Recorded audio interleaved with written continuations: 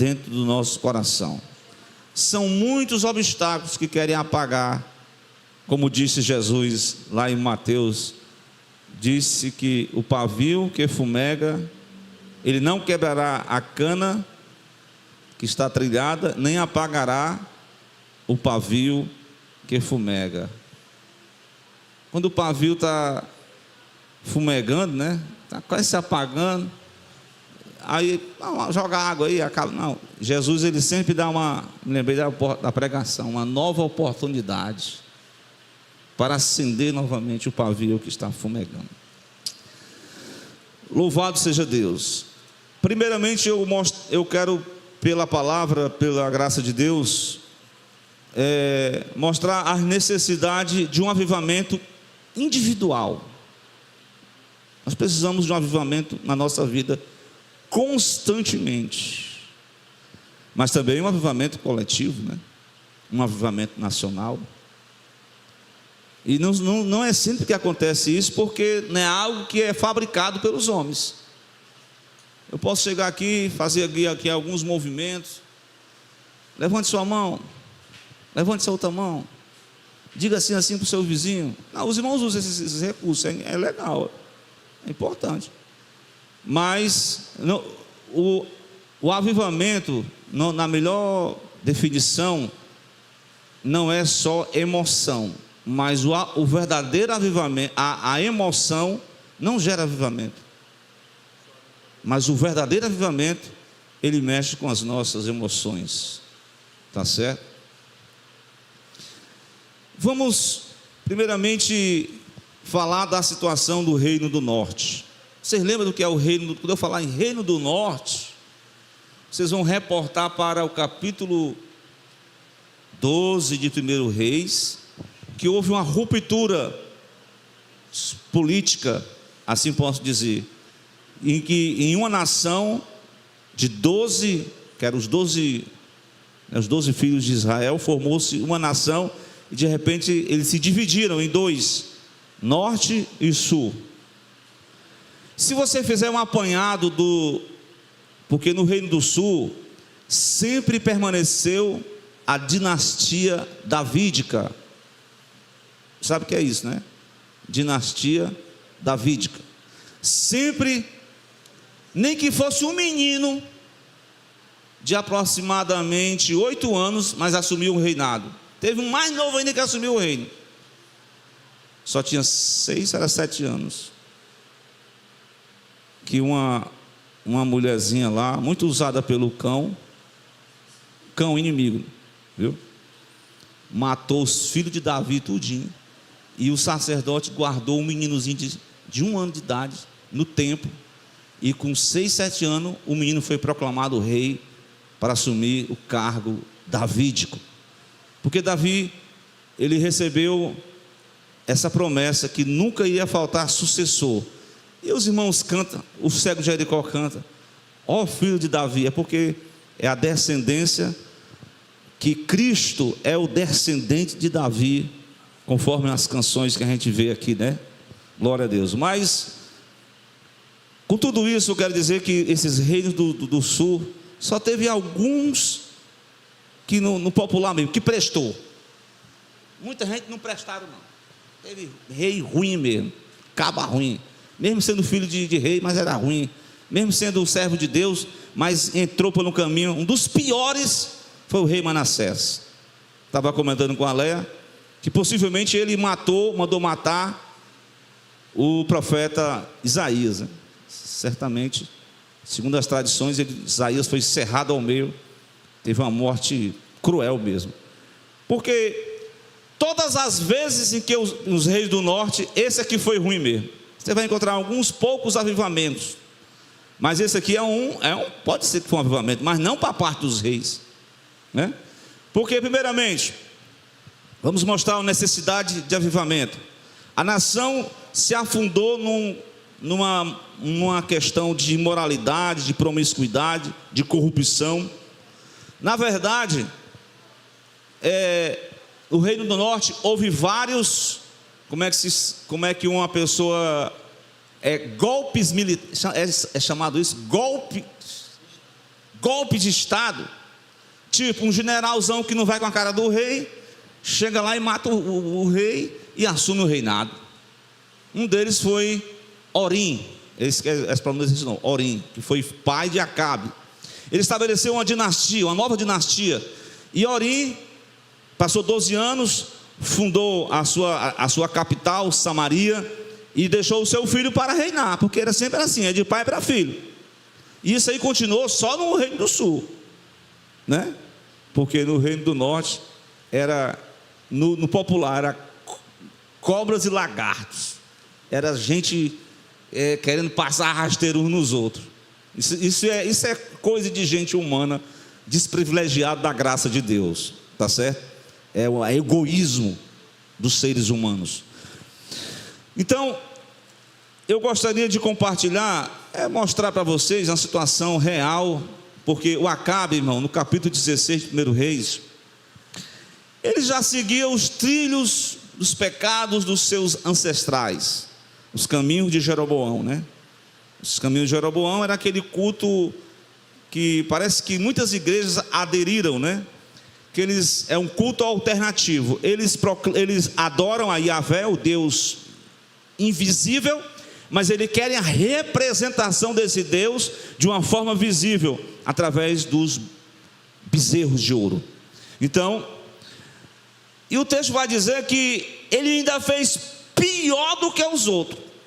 Primeiro, ele fez uma aliança com os fenícios, e como fruto dessa aliança, o que acontece com ele? Ele casa com Jezabel, a princesa, filho de Etibaal. E essa mulher, eu não sei se ela tinha alguns princípios de uma ideologia chamada feminismo na atualidade. Porque ela... Não, irmão, não existe guerra entre o homem e a mulher. Não existe. Deus fez o homem diferente da mulher para os dois estar se completarem. Muito bom. Mas esta senhora, esta rainha, ela começou a botar a perder o rei Acabe. Ainda pior ainda. Ela induziu em Acabe o culto, a idolatria que eu falei semana passada, a Baal, que era uma divindade dos fenícios, e ainda acrescentou outra divindade, porque não sei se é uma divindade, Azera, é mais ou menos isso. Irmãos, de forma que a nação do Reino do Norte entrou numa situação de desobediência a Deus. Irmãos, a obediência atrai o quê? A obediência atrai o quê? Só promessas, bênçãos. E a desobediência atrai o quê? Luta, guerra, juízo, que mais? Maldição. Deuteronômio capítulo 11, do versículo 13 ao 17, o irmão pode ler isso aí. Nesse texto ele vai mostrar que as promessas de Deus, elas são condicionadas à obediência a este Deus. O versículo diz que se prudentemente obedecerdes aos meus mandamentos, que hoje eu ordeno. O que é o mandamento? Amar a Deus, servir a Deus de todo o coração, de toda a sua alma. Prossiga.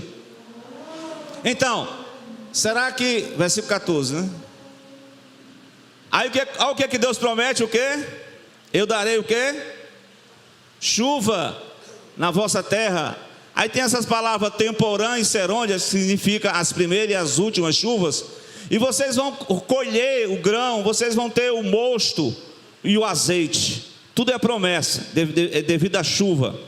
No versículo seguinte, darei a erva do teu campo aos teus animais. Quer dizer, até os animais iam receber a bênção pela obediência dos homens. E vocês iam ficar fartos, abençoados. Todavia, prossiga. No versículo 16 em diante, cuidado com o vosso coração, viu? Guarde, como diz o provérbio, de tudo o que você deve guardar, guarda o teu coração, irmão.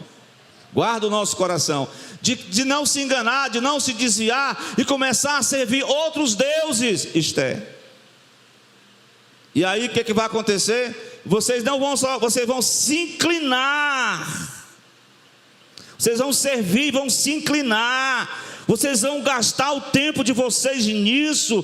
Onde estiver o vosso tesouro, aí estará o vosso coração. Vocês vão perder tempo com bobagens, com coisas supérfluas, com coisas que não edificam. E Deus ele passa pano para algum pecado, passa pano. Tem uns homens que passam pano, os pecados dos outros. Passa pano é assim, ó, faz que não vê, faz que não vê. Ei, irmão, não tem esse negócio com Deus não. Se tem alguma autoridade que está passando o pano, que está escondendo os pecados, Deus não esconde não. O texto vai dizer bem claro: a ira de Deus se acenderá, Gilmar, contra vocês. Os céus vão estar fechados, não vai ter água, não vai ter fruto, e vocês vão morrer, vão perecer de fome. Foi juízo, mano. Foi peia mesmo. A gente pensa que a profecia do homem de Deus lá, na verdade ele falou assim, segundo a minha palavra. Na verdade ele está se baseando nessa palavra. De um período de 3 anos não vai ter chuva, tá bom? Só pela desobediência de vocês.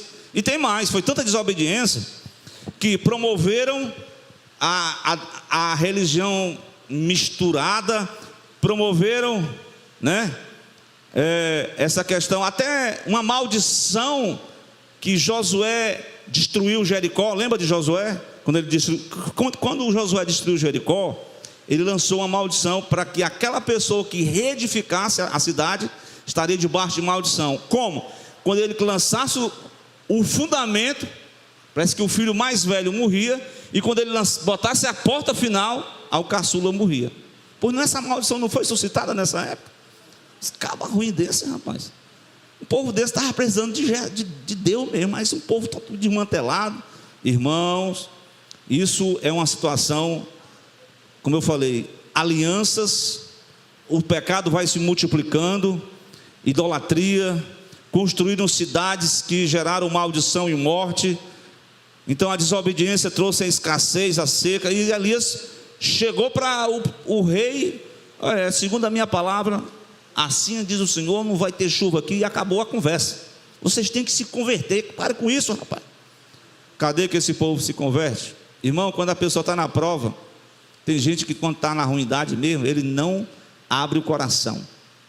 Bem, eu quero, mostrei a Deuteronômio, né? Abandono, uma palavra muito interessante, que lá no primeiro livro de Reis, capítulo 18, para a gente não ficar muito cansativo, porque passou 3 anos e 6 meses. Quando eu estava lendo esse texto, eu pude ver que a vida da gente tem algumas fases que nós vamos passar. Por exemplo, Elias ele sai de Gileade, ele era morador, acho que era de uma cidade chamada Tisbe, porque ele era chamado Tisbita. É uma cidade, ali ele se apresenta para Acabe, e disse no versículo: tão certo como vive o Senhor Deus de Israel, que não vai ter chuva nem orvalho dos próximos anos. E continuou falando sobre isso. E aí ele foi para uma fase da vida dele, que ele foi buscar em Deus refúgio. E aí Deus chama ele para o Querite. É a primeira fase da vida de Elias, o Querite. Nesse Querite ele pôde ver a mão de Deus operando na vida dele. O Querite fala de momentos em que Deus ele vai trazer simplesmente a provisão para a nossa sobrevivência, em meio à seca, em meio à escassez.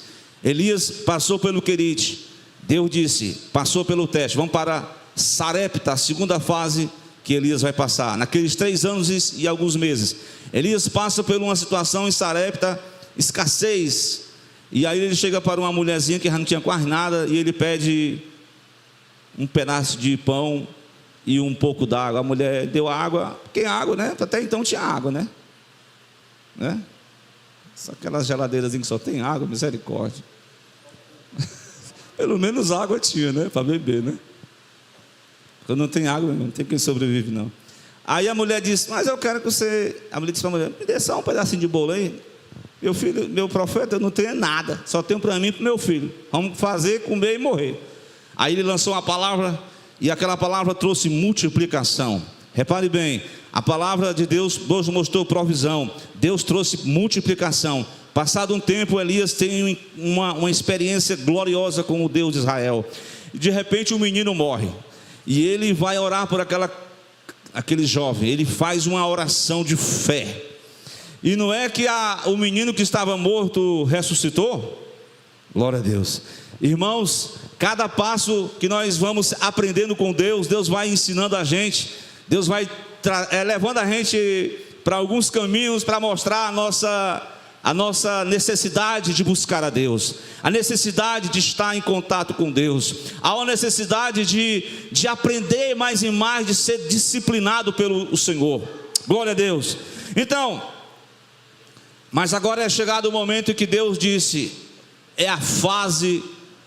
a terceira fase é o Monte Carmelo.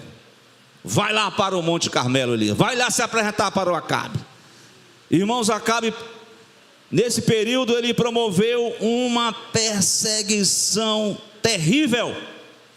Porque Jezabel, que dava os comandos, ele patrocinou os profetas. Profeta que comia da mesa de Jezabel, tinha o que comer. Profeta que falasse contra o reino, só tinha peia para ele, e morte. Uma perseguição aos justos. É isso que acontece quando a religião misturada com uma religião paganizada, misturada com o Estado, com essas coisas, gerou perseguição. Eu não sei como é que teve um homem lá que sustentou uns profetas só com pão e água. Se alguém for passar um dia com pão e água, acho que vocês querem ser um pão bem, que tem menos umas proteínazinhas, né? Porque só pão e água, misericórdia. Mas Obadias, que era um servo de Acabe, conseguiu salvar alguns profetas. E houve uma perseguição contra Elias. E o inimigo não encontrou Elias. Elias foi guardado por Deus lá no Querite, lá em Sarepta, e agora era o momento dele aparecer.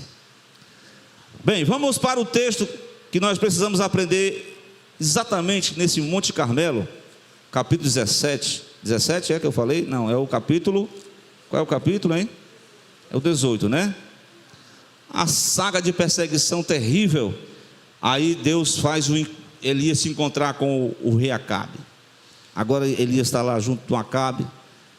E Acabe diz logo essa coisa: ei, você que é o perturbador do povo de Israel?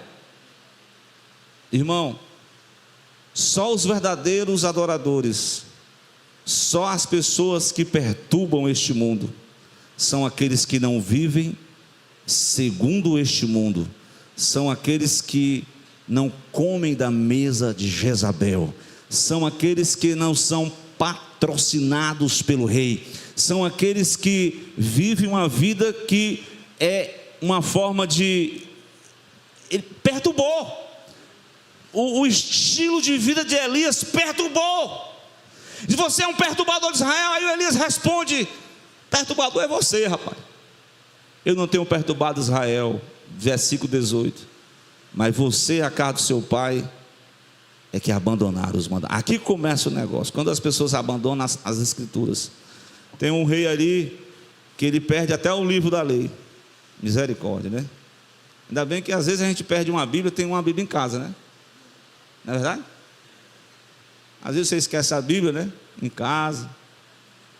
Tem um irmão que bota só do celular. Eu quero saber se faltar energia, se faltar a bateria, como é que esse irmão vai ler a Bíblia? Mas tudo bem. Acredito que os irmãos estão carregando aí a Bíblia aí na mente, no coração, no celular. Mas no tempo de um rei, a Bíblia foi perdida. Foi Ilquias, o sumo sacerdote, que achou. E Josias leu a palavra e se converteu. É um dos reis de Judá que eu falei que fez uma grande reforma. Muito bem.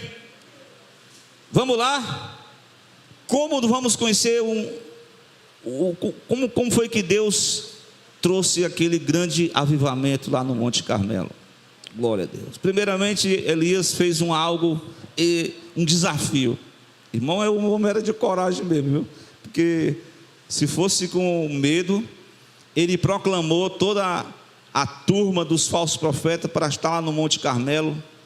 E ele diz: olha, esse Deus que vocês servem é o Deus que envia fogo. Se ele for mandar fogo do céu, eu vou. Ele fez tipo assim, essa passagem, né, de orar a Deus e Deus mandar fogo, corresponder com fogo, né?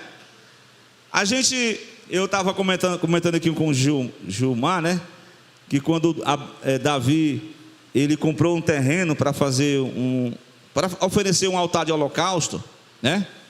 Acho que está lá eu li essa semana, foi 1 Crônicas, capítulo, não sei se é o 21. Eu sei que ele vai até a casa de Onã, até o terreno de Onã, ele compra o terreno, aí ele começa a oferecer o altar do holocausto e coloca lá um animal. Irmão, na hora que ele faz a oração, ali o sacerdote, eu vou localizar para a gente se situar bem no texto, certo? O texto que eu estou fazendo referência, glória a Deus, se não me falha a memória aqui, é quando Davi faz aquele censo, viu, Gilmar? É o 21 mesmo, né? Precisamente no capítulo 21, versículo 26. Vamos lá. No 25, Davi pagou a Onã por aqueles terrenos, deu uma quantidade de valor, porque ele disse que não ia oferecer a Deus um culto que não lhe custasse um preço. Então edificaram ali um altar ao Senhor, ofereceram nele o que? Holocausto, sacrifício pacífico. Depois invocou-se o nome do Senhor, e o Senhor respondeu com fogo do céu sobre o altar do holocausto. E o Senhor deu ordem ao anjo que estava matando um bocado de gente, para o anjo guardar a espada na bainha. E ali foi o meio pela qual Deus aplacou na sua ira contra a rebeldia de Davi. Isso está na Bíblia, viu? Deus não esconde eu sei que os nossos heróis, que a Léa sempre fala, os nossos heróis, mas os nossos heróis, eles também têm algumas falhas. Perfeito só Jesus, glória a Deus. Fiel, firme, que nunca teve defeito, que nunca teve pecado, só Cristo. Mas então, quando Elias fez uma convocação, chamou todo mundo para orar no monte. Parece aqueles irmãos, né, que irmão, vamos subir ao monte, o monte da oração, monte de clamor. E naquele monte eles fizeram uma oração, né? Aí primeiramente ele chamou os falsos profetas, né? Porque a turma lá estava lá com as suas artimanhas. Irmãos, teve um momento que Elias ficou só esperando eles fazer as invocações lá, e não deu em nada. Orou até tarde, se retaliou, derramou sangue e nada. Parece que o Deus dele era morto, como de fato o Salmo 115, né? Eu citei aqui na semana passada. Tem olhos, mas não vê nada, não responde nada, está mudo. Mas o nosso Deus, ele, apesar de não ser visível, ele não ser apalpado, tocado, mas ele é um Deus vivo, um Deus presente, é o Deus de Elias, amém? Elias está agora chamando o povo para si, e uma palavra que Elias traz à tona para que pudesse acontecer o despertamento, o avivamento, é exatamente eu começo lendo 1 Reis capítulo 18, glória a Deus, o versículo de número 21, pode colocar aí, irmão. Nesse capítulo 18, 21, o que vocês entendem nesse texto? Elias chega diretamente para as pessoas estão como que querendo servir a Deus e ao mesmo tempo estão divididas, não é assim? Então Elias faz uma proposta: irmãos, está na hora da gente tomar uma decisão, e a nossa decisão é essa: vocês realmente querem se identificar com o Deus da aliança?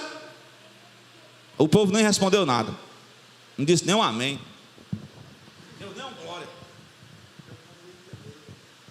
Vocês querem servir a Deus ou vocês querem ficar brincando aí com esse negócio aí? Vocês têm que decidir. Vocês têm que assumir a sua identidade como servo de Deus. Tem assim? Até quando vocês vão ficar entre dois pensamentos? Até quando vocês vão ficar nessa vidinha cômoda? Está na hora. O verdadeiro avivamento é o seguinte: é se identificar com o povo do Senhor, é se identificar com Deus. Glória a Deus. Não é ter vergonha do evangelho, não. Paulo diz: não me envergonho do evangelho, porque o evangelho é o poder de Deus para a salvação de todo aquele que nele crê. O povo não disse nem um amém, nem um glória, nem um aleluia. Todo mundo calado. Tudo bem, vamos continuar. O segundo princípio para que acontecesse o avivamento foi exatamente no versículo 30 que eu li. O que é que acontece no versículo 30, irmão? Elias chama o povo para se aproximar dele. E aí todo mundo se aproxima. E o que Elias faz?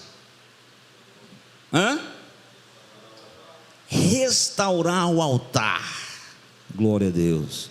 Irmãos, certamente esse altar aqui está falando de qual altar? O altar do holocausto. Biblicamente falando aqui, historicamente falando, né, irmão? O altar do holocausto era oferecido, porque é o seguinte, eu até citei isso na escola dominical. Esse altar apontava simbolicamente para quem? Para Cristo. Cristo foi até a cruz. Cristo foi oferecido como sacrifício. Cristo, na sua morte, Ele nos deu a vida. Todo o avivamento espiritual, ele tem que vir oriundo da cruz de Cristo, da palavra de Cristo, do evangelho de Jesus, da morte de Jesus. Então, o homem sem Jesus, ele está morto nos seus delitos e pecados. Mas quando ele, como a semana passada, lembra que eu falei? Quando Moisés levantou a arte da serpente, o que aconteceu? Todo aquele que olhava para aquela arte recebia o quê? Cura, a vida. Então, assim da mesma forma, o homem na sua religiosidade, ou então sendo crente misturado, sendo um crente, entre aspas, moderninho, sendo um crente que ainda está com o coração dividido, ele parece estar igual aquele jovem chamado Eutico. Ele está em cima do muro. Em cima do muro. Misericórdia. Glória a Deus. Maldecida-se logo. É tempo de buscar a Deus. É tempo de aprender, compreender o significado da cruz, o significado do sacrifício, porque o avivamento espiritual começa quando eu olho para a cruz, quando eu entendo, quando eu compreendo o valor de que Cristo fez por mim na cruz. Essa é a essência do evangelho de Cristo. É aqui que começa um verdadeiro, irmão, o avivamento. Eu pensei que os irmãos iam quebrar as cadeiras da igreja tudinha, quebrar tudo. Não, mano, não é isso não. Eu sei que se os irmãos receberem muito poder, mas o Espírito é sujeito aos profetas, né? Não o Espírito de Deus, o Espírito humano, né? Claro, né? Mas o Espírito Santo, ele vai tocando, ele vai trazendo aquela... Você vai vendo quando você olha para a cruz, você vê o seu próprio pecado, você vê a sua própria ineficiência, você vê que você é um pecador, que você precisa do Salvador, você precisa nascer de novo, você precisa de perdão, você precisa de restauração, você precisa de vida nova, você precisa de estar, de vez em quando, a igreja do Novo Testamento, ela nasce, claro, que ela foi inaugurada no Pentecoste, mas foi na morte de Cristo que surge a igreja, amém?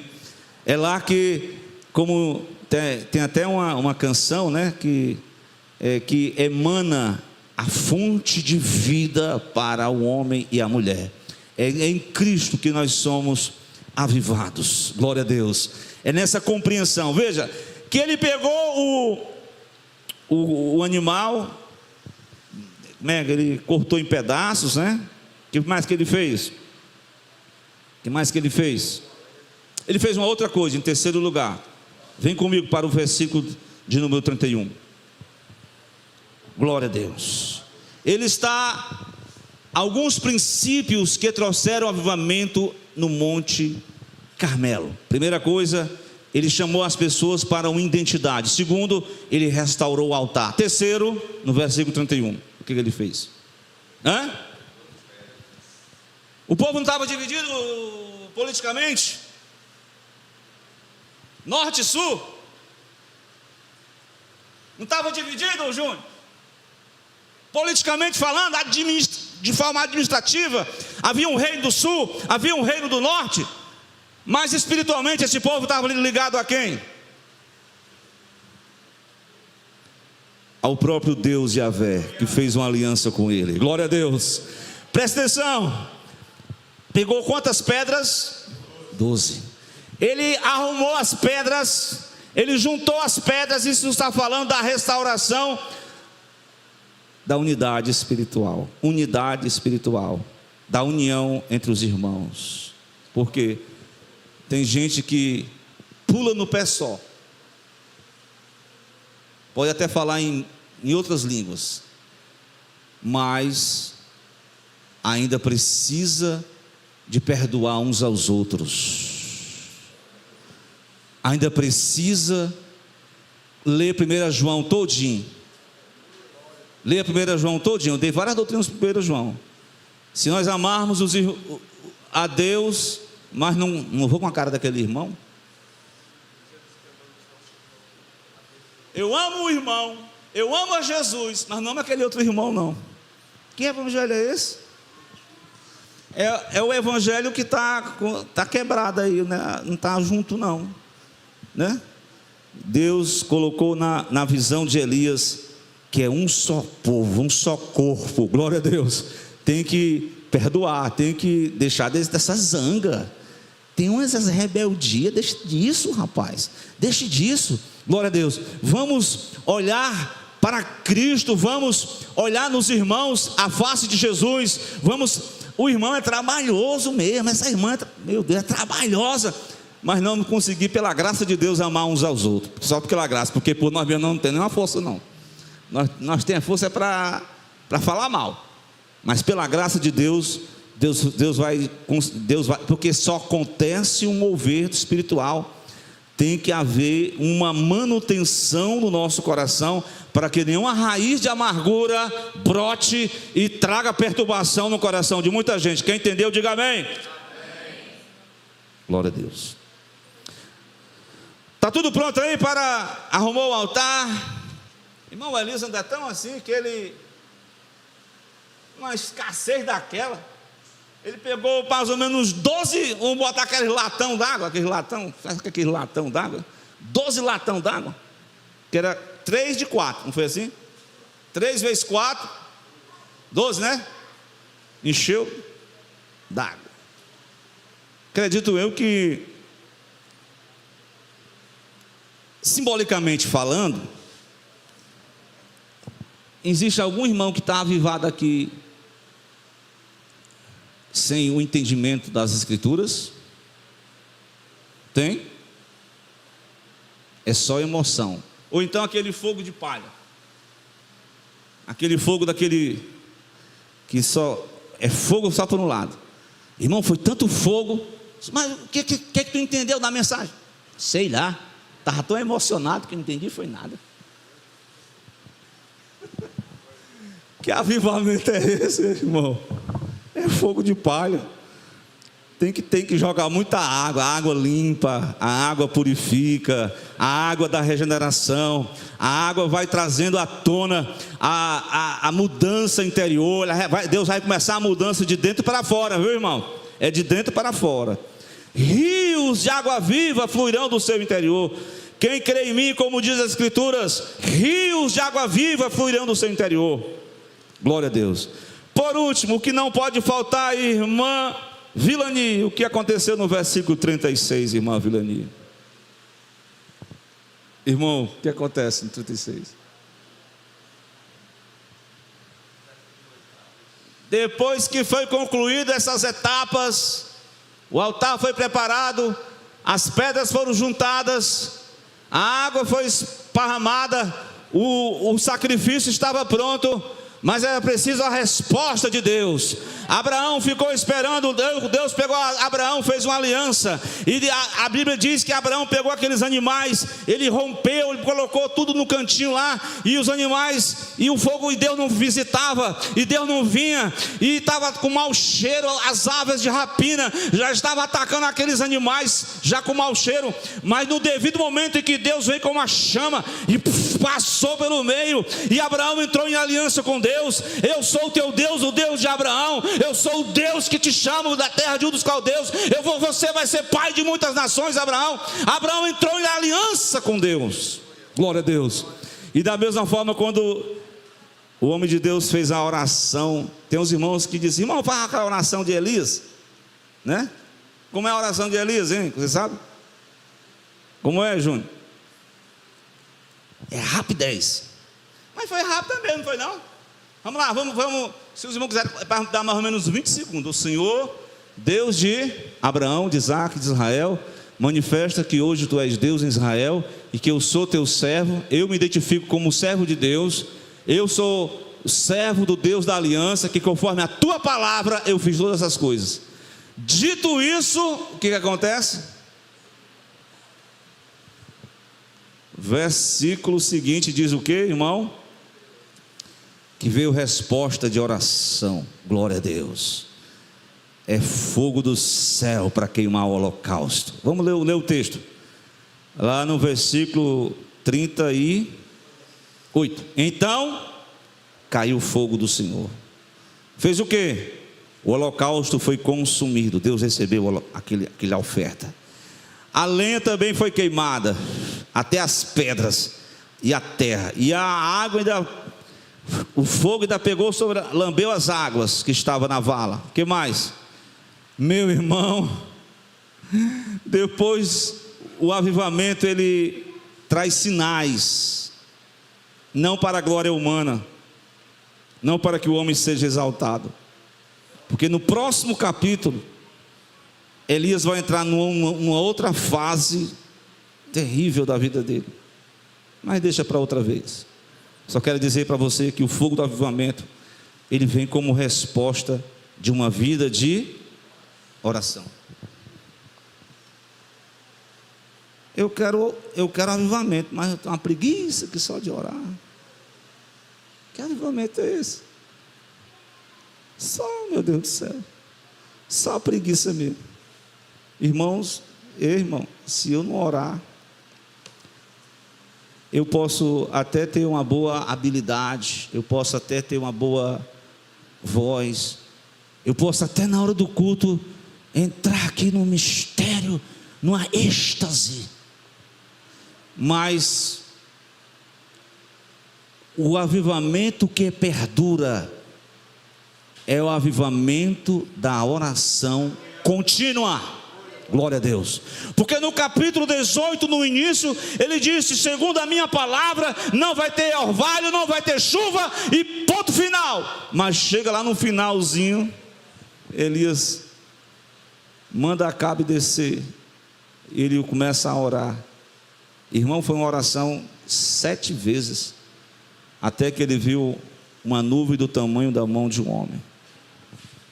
Ali, irmão, depois daqueles sinais que Deus mandou humilhar Acabe, os deuses Azerá, os deuses do trovão, Baal, humilhou aquela geração de falsos profetas que comia da mesa de Jezabel, mostrou que Deus, ele traz à tona, ele prova aquele a quem ama, ele deseja a conversão das pessoas, e de fato, as pessoas gritaram com viva voz: só o Senhor é Deus. E em seguida disciplinaram conforme a lei, porque os camaradas que eram idólatras, conforme a lei, e que falasse alguma falsa profecia, conforme a lei. Hoje nós estamos na graça. Hoje tem gente que faz um bocado de profecia boa, mas tem umas falsas profecias também. Mas conforme a lei era. Hoje isso é morte espiritual, viu? A pessoa pode ter todo esse aparato como profeta, mas se falou que não foi que Deus falou, meu irmão, isso aí não é coisa de Deus não. Que o Senhor me ajude a mim, a você, igreja, você, servo de Deus, a nós caminharmos dentro desses princípios que eu tracei aqui: o princípio da unidade, o princípio da identidade, o princípio da restauração, de voltar à cruz, e ainda mais, glória a Deus, o princípio de voltar ao Pentecoste, porque foi lá no fogo do Pentecoste que Deus rompeu aquele cenáculo, que Deus desceu o Espírito Santo e trouxe avivamento na igreja. Avivou uma vez para sempre, tá bom, tá bom o avivamento aí, uma vez para sempre, uma vez avivado para sempre, que nada nenhum. Pense aí no 19, tem outra luta, que o profeta vai se sentir tão vazio, e é preciso Deus vir de forma diferente, calmamente, dizendo: ei, sereno, sem trovão, sem relâmpago, sem poder. Tem uns irmãos aí que quando está, né, dá até glória a Deus quando tem uns trovãozão, né? Mas ele veio bem calmamente, e a voz calma era só para dizer assim: que tu está fazendo aqui? Levanta, homem. Mas isso é uma outra história. A história que nós temos que nos identificar com esses princípios. Glória a Deus. Nós precisamos rever cada conceito da nossa identidade com Cristo. O povo de Deus é conhecido pelo quê?